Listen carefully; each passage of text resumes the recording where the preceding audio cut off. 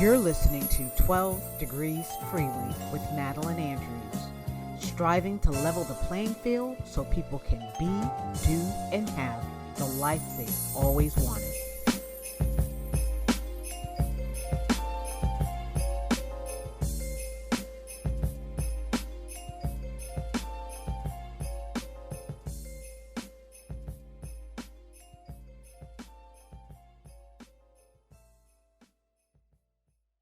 Hi, I'm Madeline Andrews, also known as the Energy Diva. In this episode, we'll discuss ultimate alchemy. But I wanted to mix it up a little bit, shake up the energy. So I'll cover conceptual aspects that are in my book, Ultimate Alchemy, and we'll actually play with one of the examples in the book. That should be fun. And with that part, which is an actual meditation in episode 10, can't be driving or operating heavy machinery or none of those things that require your focus and full attention. But I'll remind you of that again when we actually get to the meditation in episode 10. I'll start off by going over some of the premises and aspects of the book. Now, the book was based off of my dissertation, Ultimate Alchemy, transmuting the balance and awakening energy body with the healthy mind in order to reach higher states of consciousness. And my intention with the book was to show how holistically an energy body, when quote unquote awakened, combined with the gift of mind, could help a person elevate to higher states of consciousness. Good stuff, huh? But something beautiful happened to me in the midst of combining all of this research I had done with even more research and channeling from universal mind. Alchemy. The big aha. As with alchemy, you don't go through this one transmutation and then that's it. Ta-da! No. Alchemy is continuous. We humans are here continuously learning and evolving and growing on the physical plane. Malkuth. And another thing, it's not about fixing anything, inside or outside of you. It's about self-discovery of you, your energies, and exploring common parallel energies external to assist you going forward. It's really about embracing the entire essence of who you truly are. Because guess what? The true you, it is not your body. It's not even mind. All of this is a shell. And it took a while for the understanding to catch up, if you will, because I'd heard it almost 15 years ago from a guest speaker in Dr. Shatesh's yoga class. But even recently, when I listened to the various speakers in the Qigong Summit, I kept hearing the word alchemy. And one of the speakers, wow, every single one of them were brilliant, but one of the speakers, Jill Marin, explained that the Taoists work with intelligences that cause life to happen. And it's not chemistry or dead elements or building blocks. No, it's 5 elements or 5 intelligences that match the hologram from the whole universe. Earth, fire, water, wood, and metal. The blueprint, not building blocks.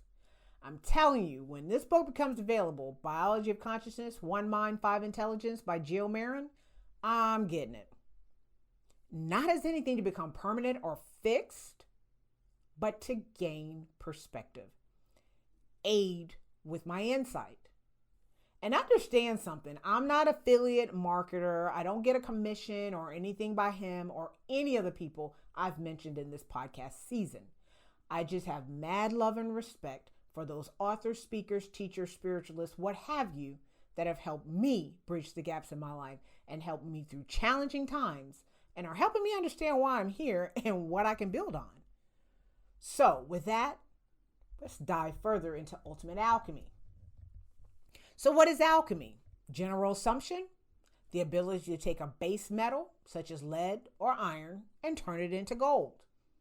Deeper, the science of transmutation. But looking into the science of transmutation got a little fuzzy for me, because Herbert Silberer, in his book, Hidden Symbolism of Alchemy and the Occult Arts, by the way, occult, not to be confused with Cult means hidden. During that time, people had to hide their work for fear of religious persecution. Jeez. But Silberer wrote that in order to transmute metals, a person would have to produce a tincture of its soul. And that was known as the Philosopher's Stone. And I'm like, whoa, how in the world is it possible to make a tincture out of a soul? Stump me. And then I'm like, wait a minute. Vibration. Whatever this was, whether it was code or symbolic of something or whatever, and however the process, it had to start off with and be a result of vibration. That whole ain't so far happens from the void, and then a divine spark, and then a vibration shows up in the mind to produce form, or maybe it just shows up in form if I'm explaining my speculation from building blocks, or maybe already it was there in the void, if viewing it from the Eastern philosophy. But regardless of the philosophy, maybe this tincture, as with everything else, is a result of vibration. And that would make sense. Jeffrey Hoppe, in his book, Shamia, The Science of Alchemy, explained that the word alchemy comes from a tone. And we know that tone is a result of vibration. He goes on to explain that humans picked up the vibration of a tone, which was called Shamia. And Shamia was defined as Egypt or Kemet. But the tone wasn't a word. And get this, there was a desire for Egypt to alchemize or transmute the energies that were coming up from Atlantis. Yep, that lost continent.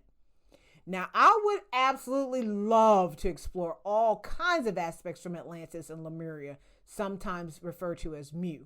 But that's for another whole time and another whole place.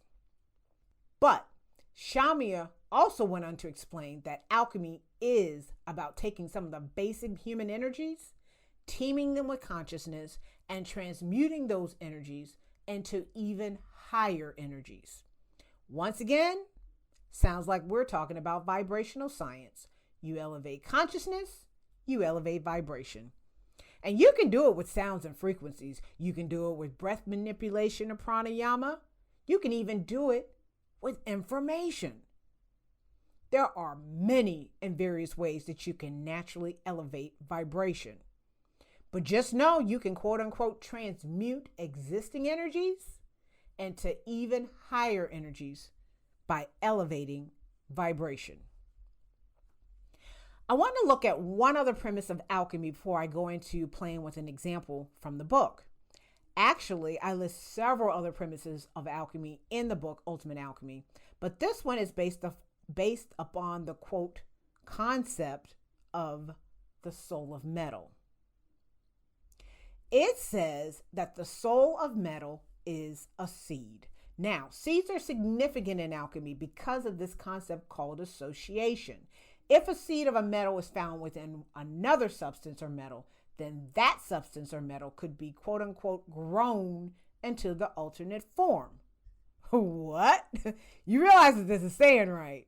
It's saying that if a metal or some physical tangible item is made up of the same thing as another thing, then it will have more influence to replicate the shape or form of the second thing. The reasoning? Just like the seed of man is already in the universe before he or she is born, the seed of the metal or substance is already here as well. Alchemy embraces that all seeds are energy, and all energy has the potential to be anything. It may take the form as one thing that we've defined or named or whatever have you, but it could be anything. That's a nice one to sit with. Okay, so let's play around with one of the alchemy formulas that I used in the book. So what I did was I took, quote unquote, 8 alchemy concepts or energy concepts, and I placed them around a tetrahedron. Let's go over why a tetrahedron. As Buckminster Fuller explained in Cosmography, a tetrahedron shows the two-ness of a system.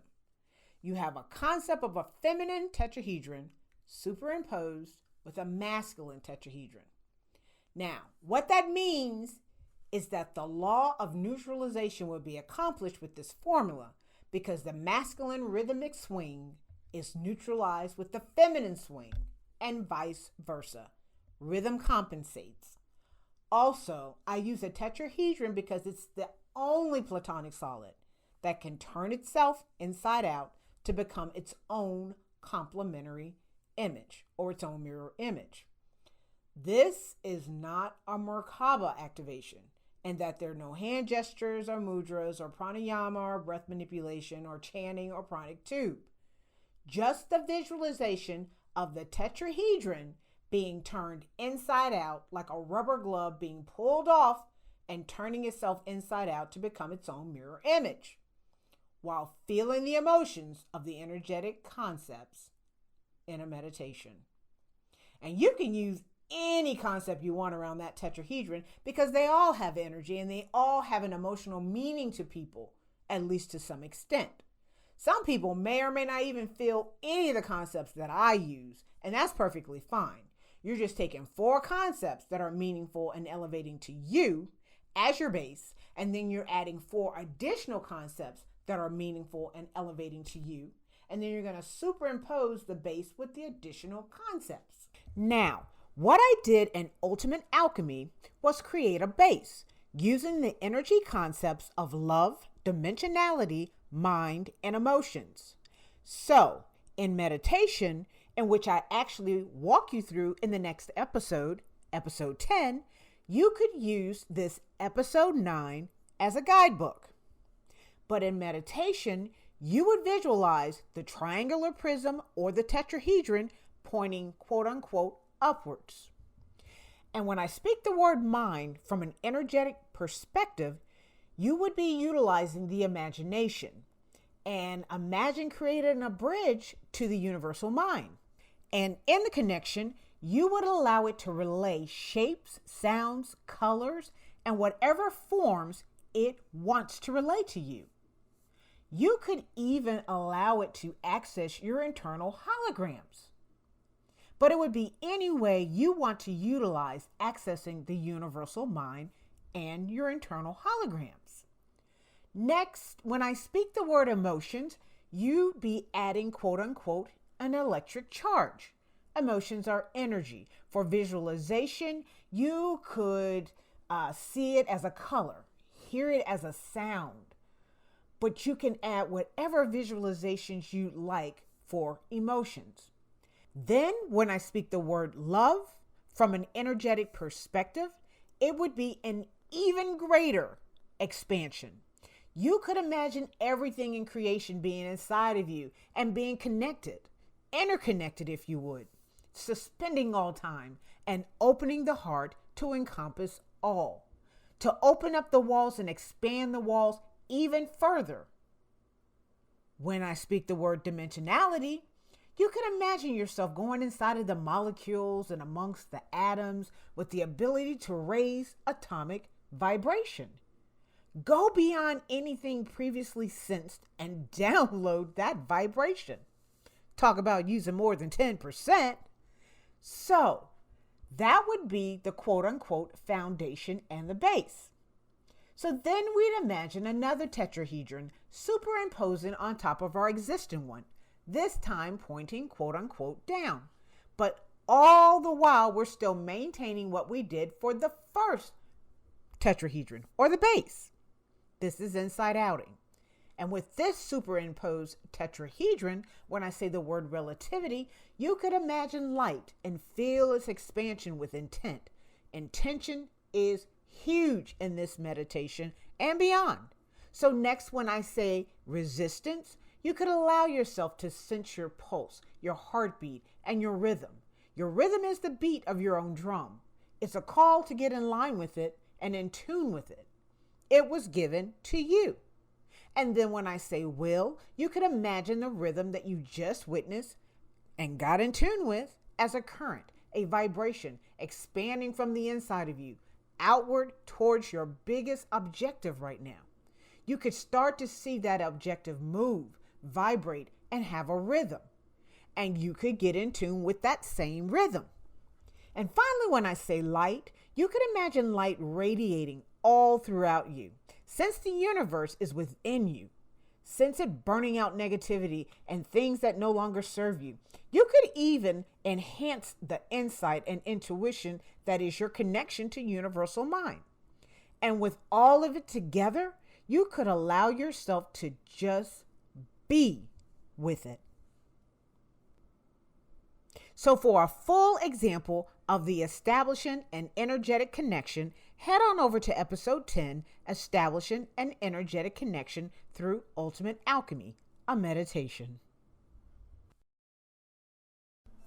I'm Madeline Andrews, also known as the Energy Diva.